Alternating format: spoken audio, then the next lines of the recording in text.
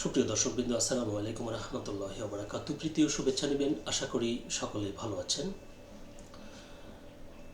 রাজনীতিতে যে কথাটি আমি প্রায় সময় বলে থাকি এবং অনেকেই বলেন, সেটি হলো শেষ কথা বলতে কিছু নেই। রাজনীতিতে আজকে যেটি একজনের সাথে কারো বন্ধুত্ব দেখছেন, কালকে সেটি শত্রুতায় পরিণত হওয়া স্বাভাবিক। আবার গতকালকে যিনি শত্রু ছিল, আজকে তিনি বন্ধু হয়ে যাওয়াটাও যেন খুবই স্বাভাবিক। কথাটি কেন বলছি?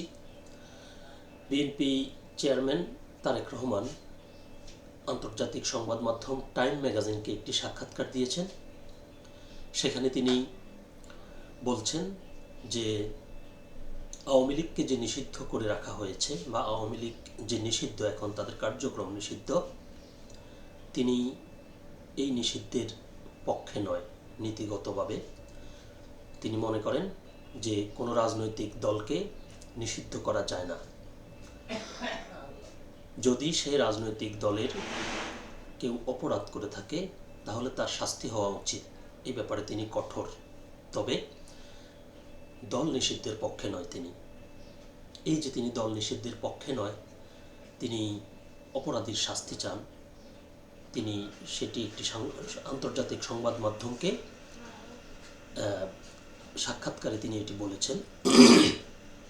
এর মধ্য দিয়ে স্পষ্টতই তিনি একটি ইঙ্গিত দিয়েছেন, যদি বিএনপি ক্ষমতাসীন হয় তাহলে তিনি আওয়ামী লীগ নিষিদ্ধের বিষয়টি পুনর্বিবেচনা করবেন।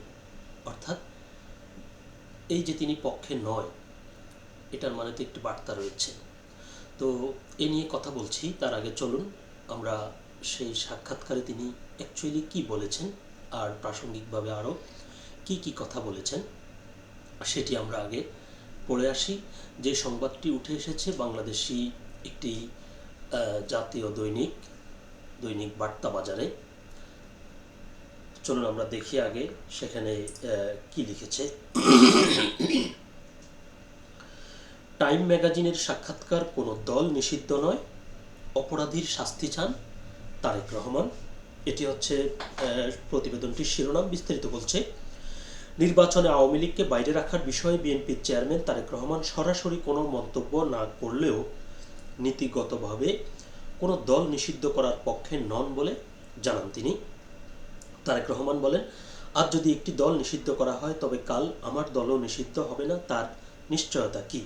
তবে অপরাধীদের শাস্তির বিষয়ে তিনি আপোষহীন। এই যে তারেক রহমান এখন যে কথাটি বললেন, এখন থেকে আরও কয়েক মাস আগে, অর্থাৎ আওয়ামী লীগ যখন নিষিদ্ধের বিষয়ে সারা দেশে যখন আলোচনা চলছিল, তখন বিএনপির একজন প্রবীণ নেতা গয়েশ্বর চন্দ্র রায়, তিনিও কিন্তু ঠিক একই কথা বলেছিলেন যে আজকে আমরা যদি আওয়ামী লীগকে নিষিদ্ধের কথা বলি, তাহলে এখন যে বাস্তবতা বা ক্ষমতার এখন যে প্রেক্ষাপট, কখনো যদি এটি চেঞ্জ হয়ে যায় তাহলে আমাদেরকেও তো নিষিদ্ধের কথা আসবে, নিষিদ্ধের যুক্তি তুলে ধরা হবে। তখন আমরা কি করব? ওই যে গয়েশ্বরের তখনকার কথাটি কিন্তু এখন তারেক রহমান বলছেন। তারেক রহমান মনের মধ্যে সেটি লালন করেন, হয়তো এতদিন বিভিন্ন কারণে তিনি সেটি স্পষ্ট প্রকাশ করেননি। এখন তিনি যতই তারা ক্ষমতার কাছাকাছি আসার সম্ভাবনা তৈরি হচ্ছে, ততই তিনি বিষয়গুলো এখন থেকে আলোচনাটা তিনি প্রকাশ করে যখন পরে সিদ্ধান্ত নেবেন তখন সেটিকে নর্মালাইজ করার চেষ্টা করছেন। আচ্ছা, তারপর বলছে, টাইম ম্যাগাজিনের অনলাইন সংস্করণে বুধবার প্রকাশিত এক সাক্ষাৎকারে এসব কথা বলেছেন তিনি। এই সাক্ষাৎকারে তিনি তার ভবিষ্যৎ পরিকল্পনা ও দেশের সংকটগুলো নিয়ে কথা বলেছেন। তারেক রহমান বলেন, ভূগর্ভস্থ পানির স্তর রক্ষায় 12,000 মাইল খাল খনন করতে চাই। এছাড়া পরিবেশ রক্ষায় বছরে 5 কোটি গাছ লাগানো এবং রাজধানী ঢাকার বায়ু দূষণ কমাতে 50টি নতুন সবুজ এলাকা তৈরির পরিকল্পনা রয়েছে। ভারতের সঙ্গে সম্পর্কের বিষয়ে তিনি বলেন, দেশের মানুষের স্বার্থ রক্ষা করাই প্রথমে অগ্রাধিকার। তবে দিল্লির সঙ্গে সুসম্পর্ক এগিয়ে নিতে সচেষ্ট থাকবেন তিনি। এখানেও তিনি কৌশলী হয়েছেন। অন্যদিকে ডোনাল্ড ট্রাম্পের মার্কিন প্রশাসনের সঙ্গে বাণিজ্য ঘাটতি কমানো এবং বোয়িং বিমান ও জ্বালানি অবকাঠামো কেনার মাধ্যমে সম্পর্ক উন্নয়নের পরিকল্পনা তার রয়েছে। তারেক রহমান বলেন, আমি যা পরিকল্পনা করেছি তার শুধু 30% বাস্তবায়ন করতে পারলেও দেশের মানুষ আমাকে সমর্থন করবে। তিনি বেসরকারি হাসপাতালের সঙ্গে অংশীদারিত্বের মাধ্যমে স্বাস্থ্যসেবা উন্নত করা এবং কারিগরি শিক্ষার মাধ্যমে শ্রমিকদের দক্ষ করে তোলার উপর জোর দেন। টাইমের প্রতিবেদনে বলা হয়, 17 বছরের নির্বাসন কাটিয়ে গত 25 ডিসেম্বর দেশে ফিরেন তারেক রহমান। আচ্ছা, সেখানে সাক্ষাৎকারে তিনি আরও প্রাসঙ্গিকভাবে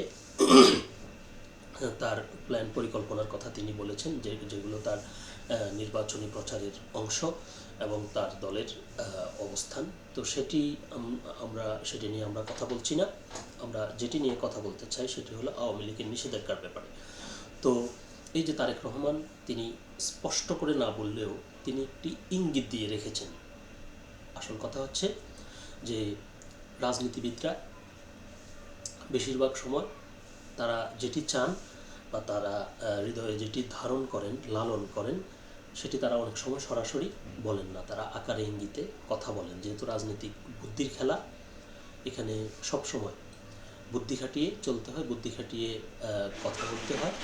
তো তারেক রহমান যেটি এখন, এই যে প্রশ্ন আসতে পারে যে এখন নির্বাচন সামনে রেখে তিনি কথাটি কেন বললেন, তো নির্বাচন সামনে রেখে বলার কারণও রয়েছে।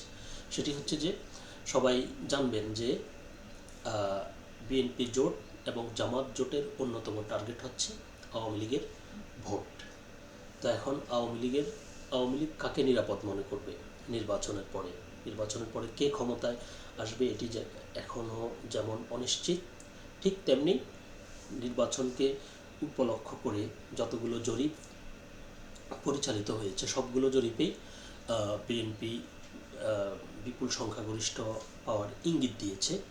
আর এমনিতেও সুসংগঠিত বৃহৎ রাজনৈতিক দল যেমন আওয়ামী লীগের বাইরে বিএনপি, আর বর্তমানে জামাত নেতৃত্বাধীন যে জোট, তাদেরও সম্ভাবনা আছে, তবে বিএনপির সাথে তুলনা করলে সে সম্ভাবনা কম। তো ওই যে ভোটের কথা বলছিলাম, এই আওয়ামী লীগের ভোটার যারা রয়েছে তারা যেন নিশ্চিত হতে পারে, নিশ্চিন্ত মনে তারা যেন বিএনপিকে সাপোর্ট দিতে পারে বা ভোট দিতে পারে যে হ্যাঁ, তারেক রহমান তো নির্বাচনের আগেই বলছেন যে তিনি নীতিগতভাবে নিষিদ্ধের পক্ষে নয়। তাহলে আমরা আশাবাদী হতে পারি যে আমরা যদি বিএনপিকে ভোট দিই, বিএনপি ক্ষমতায় আসলে আমাদের নিষেধাজ্ঞা উঠিয়ে দেওয়া হবে। তবে তারেক রহমান যেটি বলেছেন সেটি হচ্ছে তিনি অপরাধীদের শাস্তির কথা বলেছেন।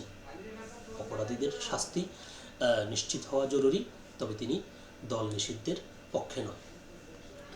আর তাছাড়া এই যে বলা হয়ে থাকে যে তার সাথে যে আন্তর্জাতিক যে কমিউনিটি বা আন্তর্জাতিক দেশের বাইরে যারা বাংলাদেশের ক্ষমতা পরিবর্তন, ক্ষমতায় থাকা না থাকায় যারা প্রভাব বিস্তার করে, তাদের সাথেও তারেক রহমানের এক ধরনের চুক্তি আছে।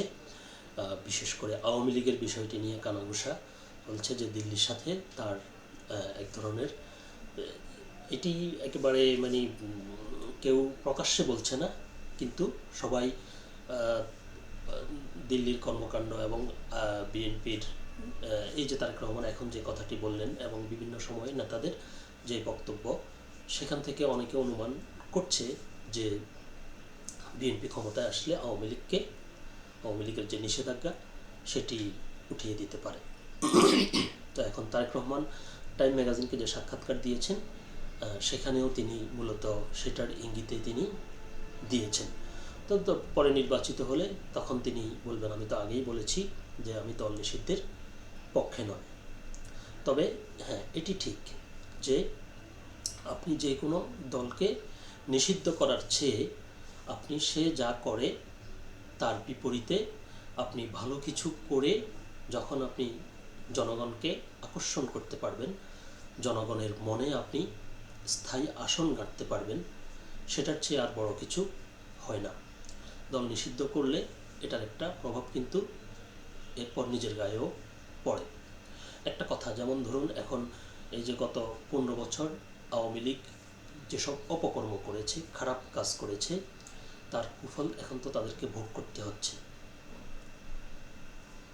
দল নিষিদ্ধ করেছে অন্তর্বর্তীকালীন সরকার, সেটি হলো একটি বিষয়। এর বাইরেও আরও রয়েছে, সেটি হলো যে এই যে যেমন তারা এখন ইলেকশনের বাইরে, তাদেরকে পালিয়ে অন্য জায়গায় অবস্থান করতে হচ্ছে, কিন্তু হিসেব করলে আন্তর্জাতিক কমিউনিটি সে ব্যাপারে তাদের পক্ষে নেই। তাদের পক্ষে কোনো বক্তৃতা বিবৃতি কেউ দিচ্ছে না, একমাত্র ঢাকা ছাড়া, নয়াদিল্লি ছাড়া, ভারত ছাড়া আর তাদের পক্ষে কেউ সোচ্চার নয়। তো সোচ্চার নয় কেন? কারণ ওই যে তারা ক্ষমতায় থাকা অবস্থায় যে সবাইকে অ্যাভয়েড করে কাজ করেছে, তখন জাতিসংঘ সহ আন্তর্জাতিক যে কমিউনিটিগুলো, মার্কিন যুক্তরাষ্ট্র থেকে বারবার বলা হচ্ছে সবাইকে নিয়ে সুন্দর ফেয়ার ইলেকশন করেন, কিন্তু আওয়ামী লীগ তখন কর্ণপাত করেনি। আর কর্ণপাত না করে সে তার মতো করে সব কিছু করেছে এবং এটার কুফল সে এখন ভোগ করছে। অথচ এটা তো হওয়ার কথা ছিল না। সে যদি তখন নিয়মতান্ত্রিকভাবে সব কিছু করতো, সবার মতামত নিয়ে সুন্দরভাবে সবাইকে নিয়ে সব কিছু করতো, তার ক্ষমতার প্রতি যদি তার লোভ না থাকতো, অর্থাৎ চলে বলে কৌশলে ক্ষমতা আমাকে টিকে থাকতে হবে, কে কী বললো আমার কিছু যায় আসে না, তখন তার ভাবটা ছিল এরকম। এই যে তার ওই ভাবটাই তাকে ডুবিয়েছে। আজকে তার দুঃসময়, কেউ তার পক্ষ হয়ে কথা বলছে না। তো এই যে বিষয়টা, এটা বিএনপি দেখছে না। বিএনপি তো ভাবছে যে আমি যদি ভবিষ্যতে এমন কিছু করি, বা এখন আমি যদি এমন কিছু করি, তাহলে আমি যখন পড়ে যাব বা যখন আমার দুঃসময় চলবে, তখন কিন্তু কেউ আমার পক্ষে থাকবে না। মূলত ওই কারণেই, ওই শিক্ষা নিয়েই কিন্তু বিএনপি আওয়ামী লীগ নিষিদ্ধের পক্ষে নয় বলে বলছে। তো এরপরে দেখা যাক যে 12 তারিখ যে নির্বাচন, সেই নির্বাচনে শেষ পর্যন্ত দেশের মানুষ কাকে ভোট দিয়ে, সংখ্যাগরিষ্ঠ আসন দিয়ে জাতীয় সংসদে পাঠায়, দেশ পরিচালনার দায়িত্ব দেয় এবং তারা কী সিদ্ধান্ত নেয়। তো সকলে ভালো থাকবেন, সুস্থ থাকবেন, আল্লাহ হাফেজ।